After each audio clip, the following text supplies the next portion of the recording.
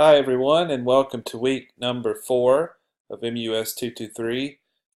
I really appreciate all the work all of you have been putting into this course up through this point. It's hard to believe we are already at the midpoint of our course, but here we are.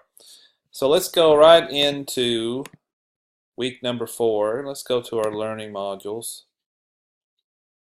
and click on module 4.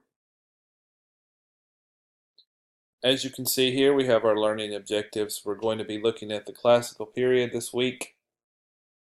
We're going to be looking at some key features of Baroque and classical style and how they fit into society. We talked a little bit last week about Baroque music and how we're going to see some changes take place in the classical period.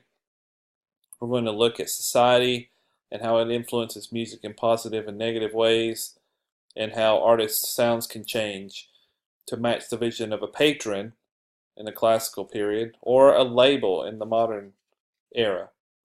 Here's our reading and resources for this week. And let's go ahead and look at our module overview. In the classical period, we're going to see some pretty significant changes take place, and those changes that took place in the classical form still influence music to this very day.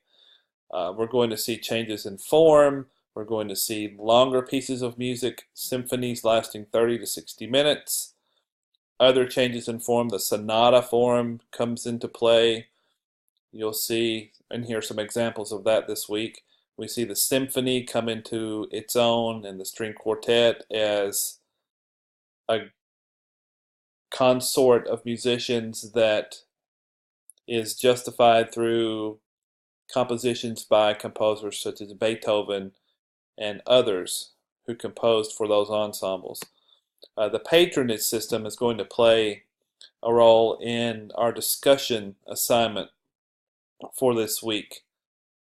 As you can see here, musicians worked for the church, nobility, or the city-state up to this point.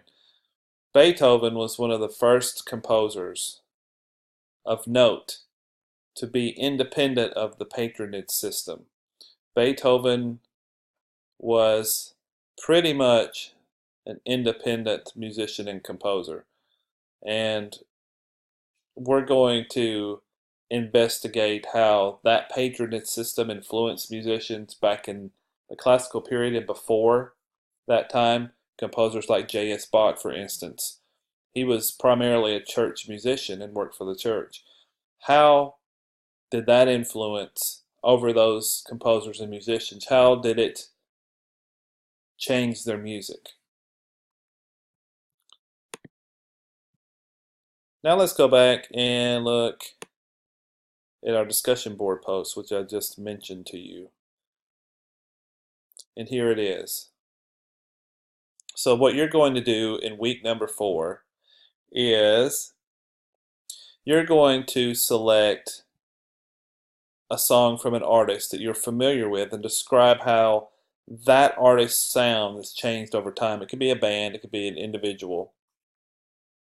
How did the music label or the music business influence that artist? Or maybe they were signed to a label at one point and then became an independent artist, or they were independent when they started and then signed to a label. There's lots of different situations there, and I'm sure all of you know of at least one artist that you like to listen to who fits into one of these categories. And then take that modern spin on the patronage system and compare it to what happened back in the classical era. How's that similar to what's happening today?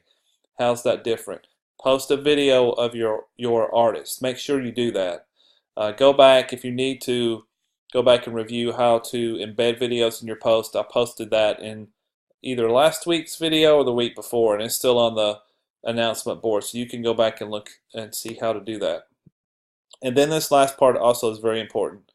In responding to your peers, discuss how the decade, society, and economics of the time, and any other factors may have influenced what was being produced musically. So in your responses to your peers' posts, make sure you address these things and Not only I like that piece of music because, or I don't really care for that piece of music because. Make sure you address these elements in your responses as well. And then there's the Module 4 quiz for this week that you will complete. And that's a quick overview of week number 4. As always, call, text, post questions on the general discussion board. Email me anytime you have questions or concerns, and I will get back to you as soon as I can. Thank you.